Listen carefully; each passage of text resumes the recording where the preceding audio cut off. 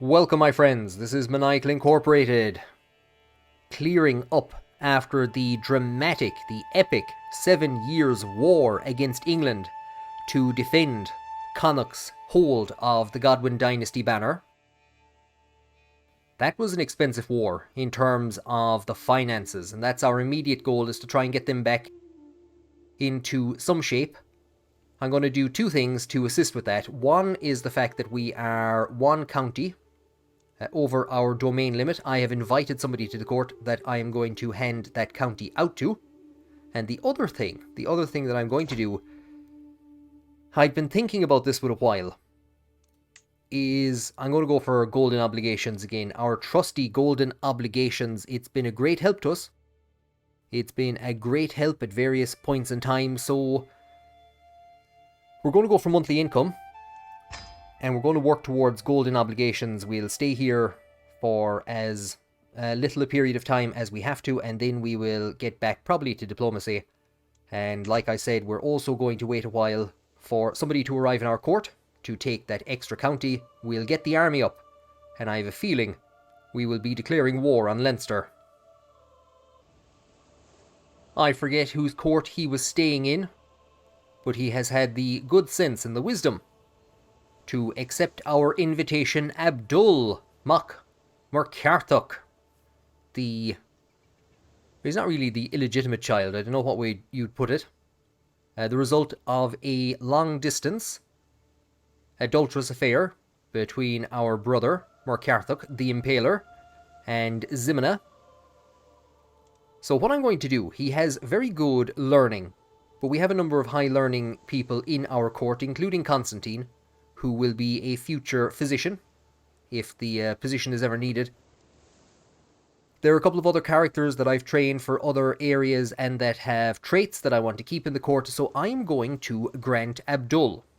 I was going to marry him before granting him this title, but I think I let him form his own alliances. We're going to give him Lawnrig, this region here. Both of these regions are going to Diarmaid's sons, but they're quite young at the moment, so we'll grant that title. So Abdul has become our vassal. We're now back to a good normal level, and we're making a nice chunk of money per month. We could very well see the getting the fees. I think it's about 350 to form the High Kingship, because we have one of the traits that decreases its cost. We're seeing a bit of argy-bargy down this end of the country. Desmond is trying to attack Ormond, and it has actually joined with Leinster, but they have been defeated by the armies of Ormond at the moment. I got confused. In the last episode, we were making an attempt to befriend Arthur. When I started up today, I got confused. I thought it was a sway scheme, so I cancelled it, and we can't try again until 11:44. So we're trying to befriend Moraid instead, our seneschal. Considering my life's deeds, it's only natural that others should respect me. I am convinced Moraid has also accomplished a thing or two, which fills her with pride. So we could either impress her with our feats, we'd gain some prestige, increase her opinion. What's prestigious image? Scheme power. Or we gain admired feats, which will give us increased prestige. Do you know what? Yeah, sure. We'll make sure that everyone hears about my greatness. I think, considering that he went down the august route to begin from, this is a man who is very much obsessed with his own lineage and his own greatness. We have received an invite for our daughter Fionnuala to travel to Drogheda by Earl Ferdoch Mac Cealach. There were attempts to join this family together.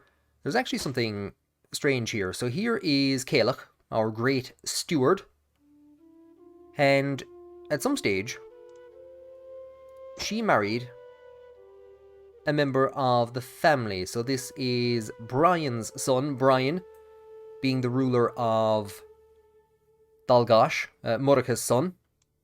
Now he's mad, but they also formed a matrilineal marriage. He's also in prison. We're not in a position to ransom him out. There's actually a couple of courtiers in prison. And thankfully, we're not in a position to ransom them out, because I'd have to. And I don't want to spend money, especially not in the English. Sure, we'll send Fionnuala up to you. She's still... Oh, boys, look at that. I'm not giving you no money. Go away, you. In the midst of a mental breakdown, Diarmid sought closer communion with the Mother Church in Rome and converted to full-on Catholicism. Pope Callistus II, who led the successful crusade for Jerusalem, we'll actually check if that's still there, has died of natural causes and has been replaced by Pope Pontius II. I was saying in the last episode that I wasn't delighted with how polygamy is now being handled in the TIP Volume 2 mod. Do you know what? I'm actually up in the air about it. I like the idea of the slow reform from the kind of the insular practices of the Irish towards more full-on communion, as we saw historically, but does it really make much of a difference? Does it add anything to the game? I like the way that insular Christianity now has the Pope as its head. I don't like the fact that they can't take part in crusades. I might do a video on it later on. Lots and lots of stuff to be thinking about. But anyway, look, the Pope, gas man. We'll ask him for some money. For the first time, we're going to ask him for money. He's going to give us 30 quid more than Callistus would have. So we're going to ask for that gold. And with the armies back to a fairly strong number, I think we're going to take this, if we get the money, as a sign from God. To the sensible petty King Diarmid of Munster. So he thinks we're sensible because we converted to Catholicism. He tells us to use the money wisely. Of course we will. At the same point in time that we get that money, we are told about the existence of a dangerous faction. That faction, yeah, it's grand. Go way out of that. Go way out of that, you. Like I said, I think we're going to take the sum of money that we have received as a sign from God that we should enact, if we can, the final push that is needed. I'm thinking this is the final push that's needed to secure the Kingdom of Ireland. It's entirely possible that it's not, and that we might need to go on a second war and push up into the north of the island. We're not going to be going to war with Connacht. And so soon after that 7 years' war against England, the island will once again be engulfed in chaos. We have at our disposal Thane Osmond, who we recently forced to join our armies. We captured him from somewhere in England. He's commanding our army at the moment. Here is the King of Munster himself. I'm going to put Cormac, because he is our best military / only military engineer. I'm going to put him in charge. I thought I saw... there he is, Abdul. Happy out for himself. So we're going to put Cormac in charge. We're going to march him on Leinster. Our only problem... Well, I don't know how much of a problem it is. Our ally has joined the war, but on the wrong side. So we also have an alliance to Man.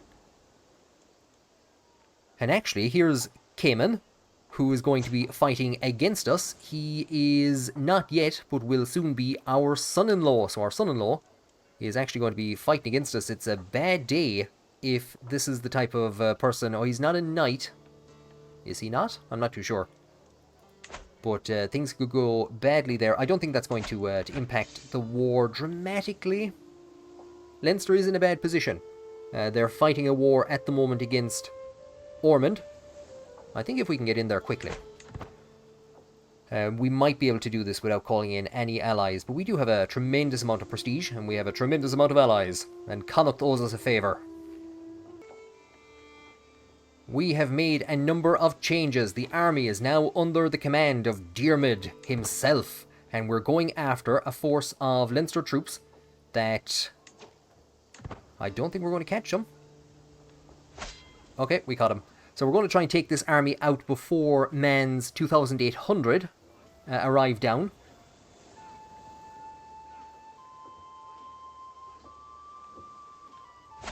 So there you go. If they're thinking of landing someplace, we're actually going to march up the coast now that they have a disembarkation penalty, and we'll see if we can hit them somewhere. I think they know what we're doing. As we're focusing down the stewardship tree, looking for golden obligations, I have set members of my court. I have set my spymaster, Arthur, our heir, to find secrets in the Scottish court. And here is one. My God, who could have ever imagined that such a thing would be happening in Scotland? Most certainly not me. Gilla Creast of Strat Éireann. What a terrible figure, and most certainly not a secret that was discovered by our brother Murchad as well. The amount of money this poor man has had to hand over to our family. We were thinking, I think, of forcing through an alliance, unless it's a different Gilla Creast. Unless it's a different Gilla Creast. We'll fetch the buckets. We'll see where these guys are going.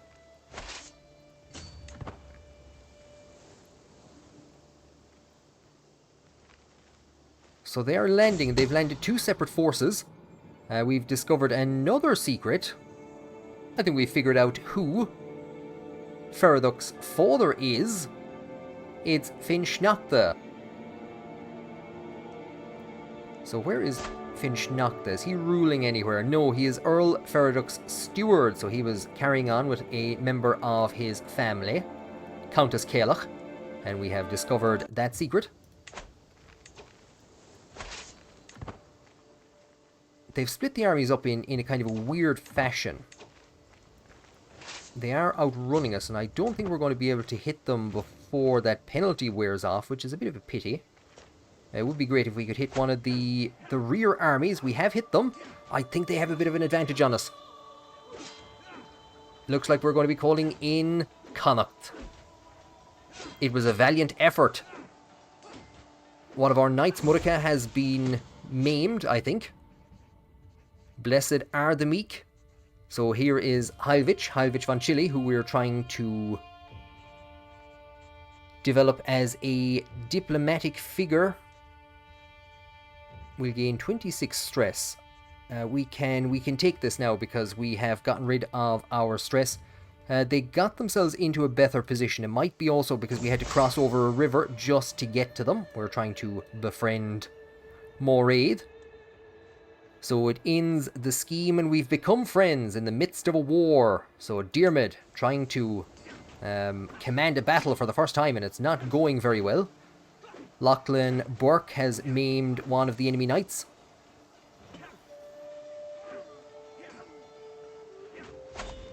And there is a bit of hefty defeat. Man's army turns around. We head for Tuavun, and they are putting Ormond under siege. And although we are still recovering from that, let's see if we can actually get to Leinster. It doesn't look like we can. Unfortunately, the Murica that we saw wounded was also taken prisoner. That was our Marshal, Brian's son. Grandson of Murica, so named after his grandfather. Fergus wants the position as Marshal. Do you know what? He's only going to be standing in there for a while, so we might as well. We might as well, because he will be fired from that position. As you can see, the king has wisely decided to hand over control of the army to Osmond of Tintagel. We'll take a quick look at that defeat, and I think we're going to have to call in Connacht. We want to wrap this up, and we want to get this done before we bankrupt ourselves. So, fantastic numbers there by one of their lead knights. There's Camoin. Managed to get out of it alive. 2 of their forces, however, 2 of their knights have died from their wounds. We did get some fantastic numbers in against them. It's those Huscarls, the devils. And at this stage, the entire island has now lit up. Having wrapped himself, he's using it as a quilt. The Godwin Dynasty banner, Connacht, raises its banners. I think it does look like the forces are going to join up before we get a chance to actually hit them. So I'd say we will hold back. We will park ourselves in Roscrea and we will wait for Connacht to raise its armies. For a minute I was wondering, what are they doing? Where are they going? Why aren't they actually attacking any of the main targets? They've gone for Dublin. And we are going to send our forces to meet them. Do you know what? We don't have a huge advantage. They are lifting the siege at the very least, which is something. This is a tougher region to fight them in. So they're getting into a good location. That is the only thing. What we could do instead is spin ourselves around in a circle and begin sieging down some of Leinster's land. We're going to lose some stress because of our good friend Murchad. And now that they've moved out of there, I do know that the Wicklow Mountains tend to be a difficult place to fight people. Connacht.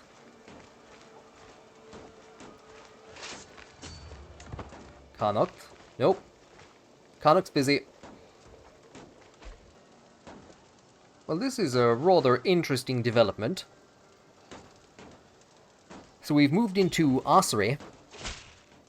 Just to try and get our forces up or not suffer an attrition penalty. They still haven't followed us. And here we go, some in Scotland. We are beginning to see Onfkelach. What can we do here? We're going to see an army of peasant rebels proportional to the county's levies, or we could... Sure, we will grant you not to be fighting on that many fronts. He disappears into history, having achieved his goals.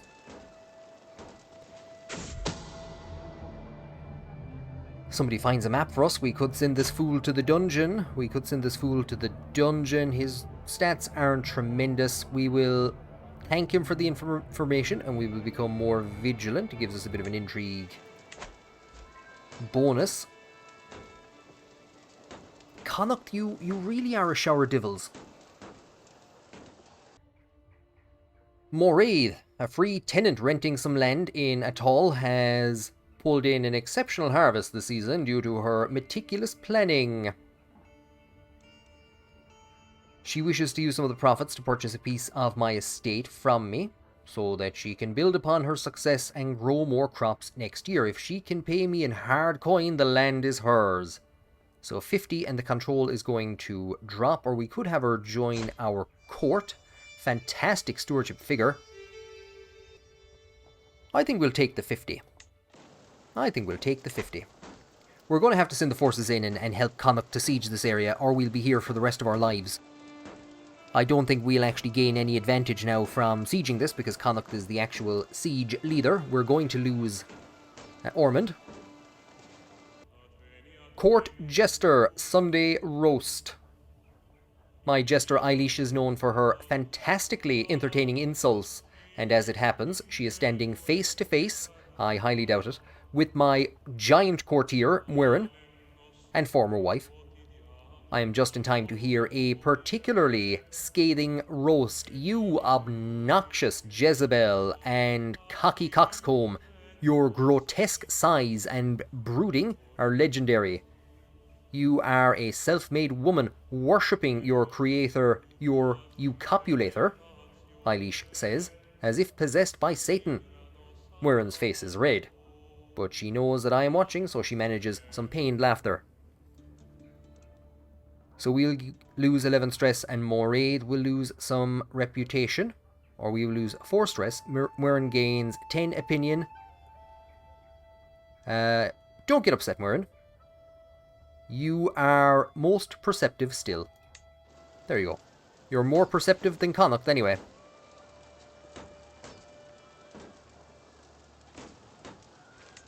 Now, Connacht has started moving already. That's a bit worrying. We're going to change our knight. We're going to move in this direction. And if Connacht doesn't follow us, it is. Fionnuala comes of age. I think this is our eldest daughter, Fionnuala. Isn't this going to be a fun wedding in the midst of a war? They grow up so fast. We have managed to lift the siege. Possibly some forces are going to get out late. That would be fantastic. Nope. We've managed to catch them all. Connacht eventually gets in there. We're still not actually getting much of an advantage. They indeed still have a benefit on us. We've just killed our son-in-law.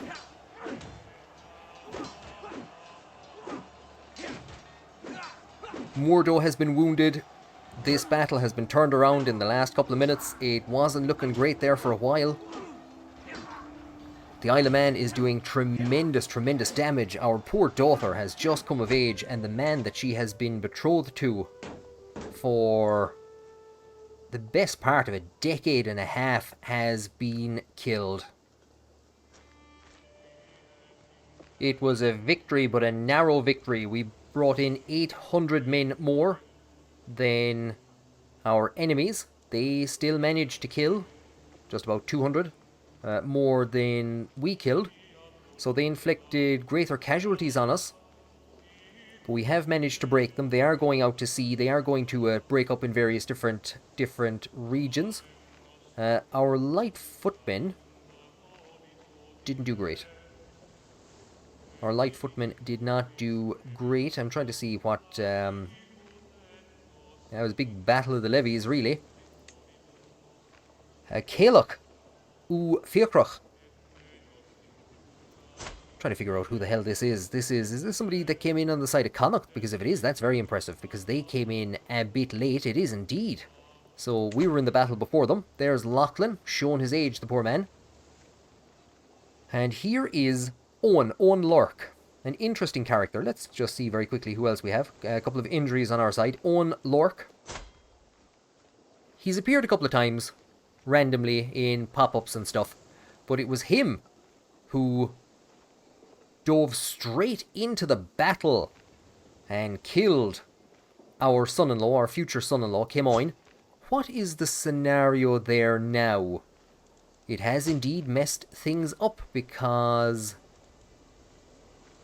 the ruler of the Isle of Man, Gundred Crovan, he has no sons. That was his only son. And we could be looking at a potential alliance now between Gwynedd and the Isle of Man, making that region more powerful. So how dramatic the battle to form the High Kingship of Ireland has led to massive changes in the region. We're going to try and siege down Ormond quickly while those forces are going out to sea. What I might try to do is actually split the army and head in and begin the siege of Leinster as well. Scahach, our daughter and ward. We could leave her with the trait Diligent, which seems to run in the family, or at least it runs in this branch of the family. For now, we have split our forces. Cormac, who's been causing a lot of trouble, he's left. Actually, he's going to finally succeed in sieging down Ormond, but this time to liberate it from the control of the Isle of Man, as opposed to actually take possession of it. So he's there with the siege weaponry. We can see Man turning around and coming back in some direction. So hopefully we can get the siege of Ormond lifted. They're coming in with a good strong force. And they're deciding to lift the siege of Kildare. I keep saying things like lift the siege of Kildare. Kildare is not still under siege. But lifting the occupation will put Cormac in charge of the siege of Leinster. I don't think we'll be able to take that before they retake Kildare. But I won't say I'm not pushed. We see another faction against us, Murchad, who looks to have been released from prison. Not best pleased with the course of action that we've taken that's gotten him injured. That, of course, has also seen him removed as our marshal, so I might put him back in there in a couple of seconds' time. They're going for Dublin. At least now we can attack from the south, and that's going to force them northwards. They're not going to be able to use the Wicklow Mountains to attack us or to defend. We're discovering deviancy in the Scottish courts. Not in the Scottish courts, we've actually moved to Wales. Somewhere random in Wales. Oh, this divil. This absolute divil. This divil! The Catholic world was appalled to learn that my rival, Gilacomón, was discovered gorging himself on a luxurious feast of fresh quail, almond eggs, candied figs, and spiced wines in the midst of a war. The excessive indulgence of the feast has cast a dark shadow on his legitimacy. We will absolutely condemn him for his transgressions. I don't think he's approving of us. I'm not sure we could take them. Connacht is in a particularly bad way, so what we're going to have to do is we're going to have to move... I thought Iceland was coming for us. We're going to have to move our forces to Ossory and see if we can recover some numbers.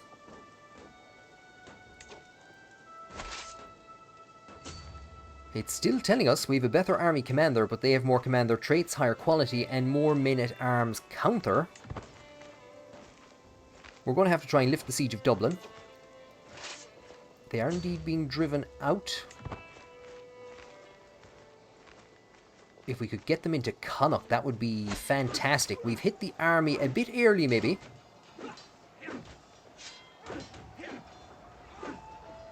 And our only advantage is the fact that they do not have a tremendous amount of knights, and we are whittling away their knights.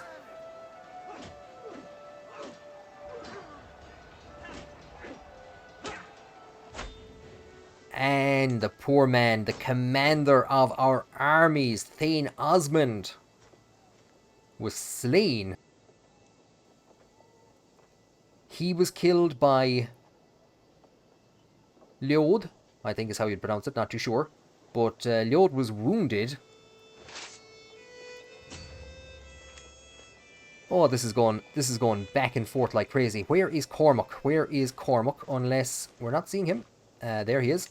I was getting worried for the moment that something might have happened. We're going to siege Kildare. We're going to try and siege Kildare again.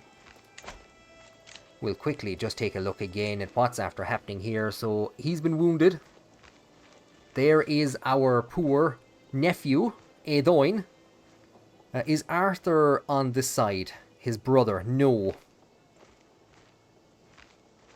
The only loss that we had, the only injury that we had... Oh no, we've had a couple of injuries. There's Owen, who killed our son-in-law in the last dramatic battle. We're going to go in and try and retake Kildare. At least we have lifted the siege of Dublin.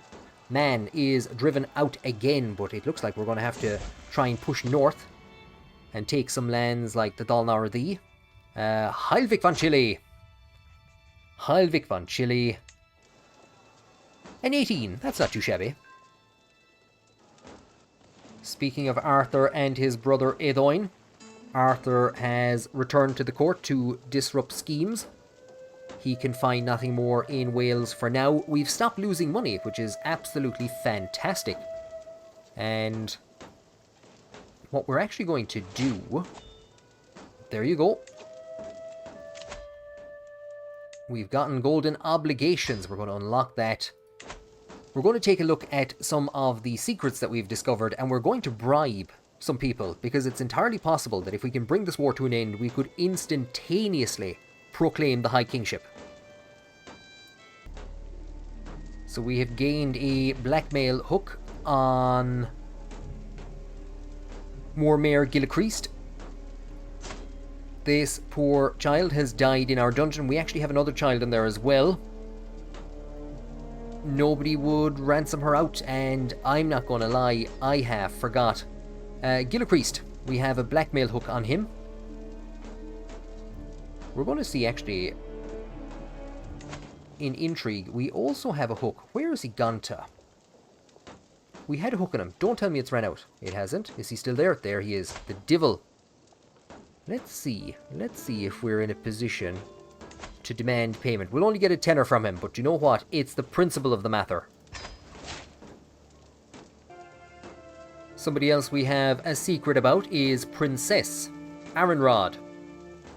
Liar, liar, pants on fire.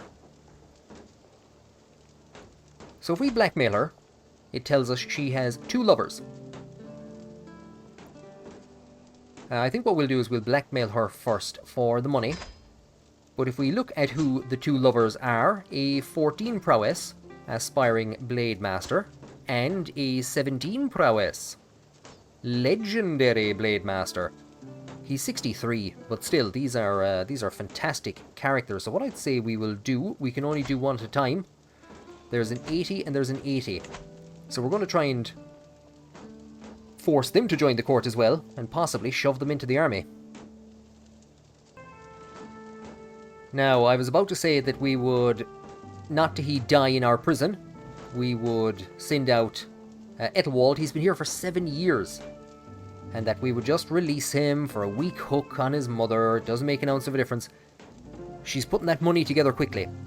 She's putting that money together quickly. So I'd say we will leave him there. If we look at our secrets, let's see if we can blackmail Grufford. We've gained a lover secret on him. The first thing I saw was that the faction had disbanded, and Murica has died of a lengthy torture session. Bled out after a lengthy torture session. These absolute evil bastards.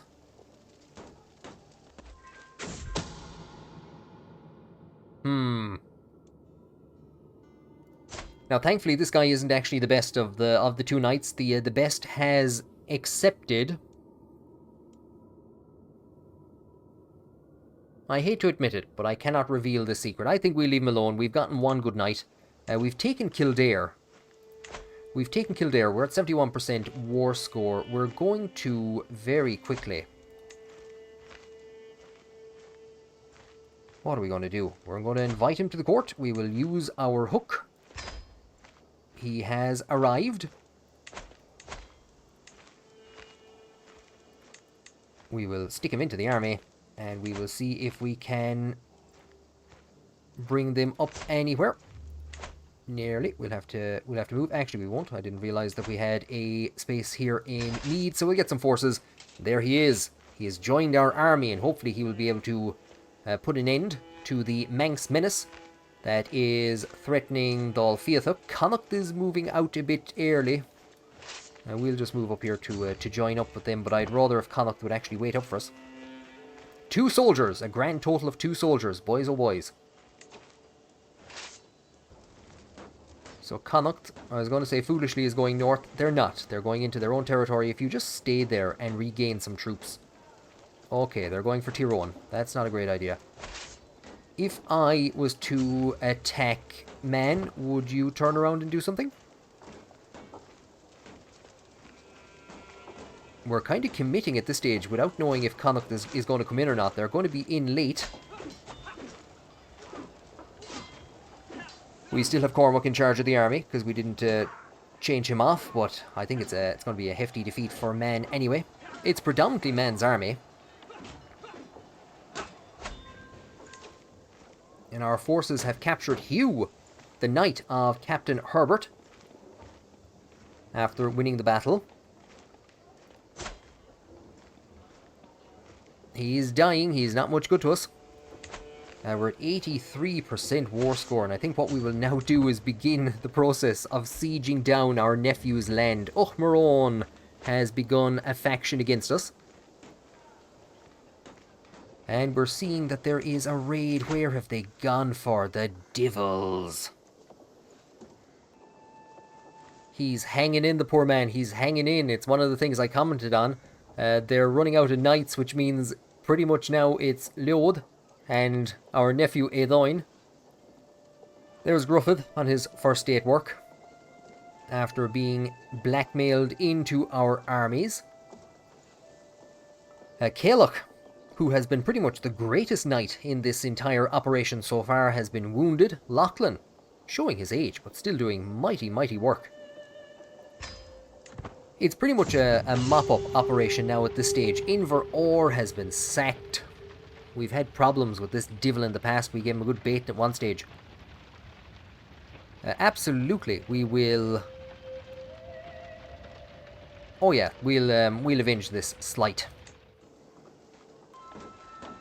Connacht, maybe wisely, has decided to actually chase down Leinster's main and only surviving army, while we pay our nephew a visit. It's entirely possible that this could be the final blow that brings the war to an end. It'd be the second time that Connacht would bring a major war to an end through its actions. We've been giving out a lot about them all this episode. The Siege of Kildare was maybe a bit unnecessary. Watching Scahach play with other children when Deirdre tried to push her over. The moment did not last long, as Scahach soon had made an entirely new game out of it. The being pushed over game. So moving on is the best approach. She will become fickle. Diplomacy +2. Or she must be taught to turn the other cheek. It'll give her what? Forgiving? Oh lord. Diplomacy +2. Intrigue -2. And it's virtuous to Catholics. Is it going to kick us over the edge, though? It's not. It's going to bring us very close to that edge. It's going to bring us very close to that edge. I'd say we'll have to say moving on is the best approach. So no, they were quite close. But they may have locked themselves into a battle with men. They haven't. Concerned for the current war, Alva has paid out of her own treasury. So our sister in Connacht has given us 75 quid towards the creation of the High Kingship. I thought Man and... Oh no, Connacht's gone off in a different direction. Okay. The Isle of Man is coming in to attack us, which I think is a rather unwise decision. I won't complain.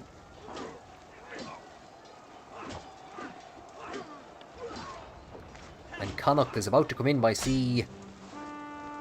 As we bring the war to an end, we will save our nephew the embarrassment of having his lands taken through the rather bizarre structures of vassalage he was forced to engage in this war. We will enforce our demands. Greetings, petty King Diarmid of Munster. May you live in harmony and contentment. You are a much greater foe than I imagined. In order to put an end to this bloodshed, I will comply with your demands.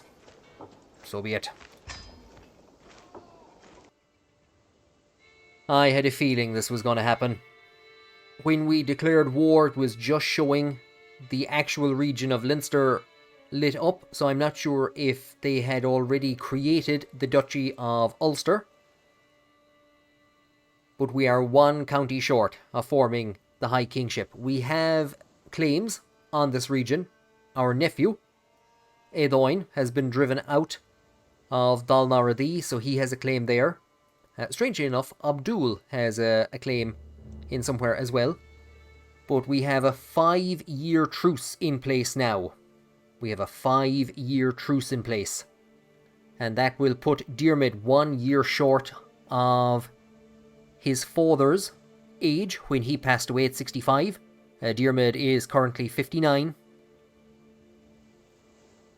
So I'm really not too sure what we can do. We have a substantial sum of money. So the last thing that I'm going to do is I am going to come to our military.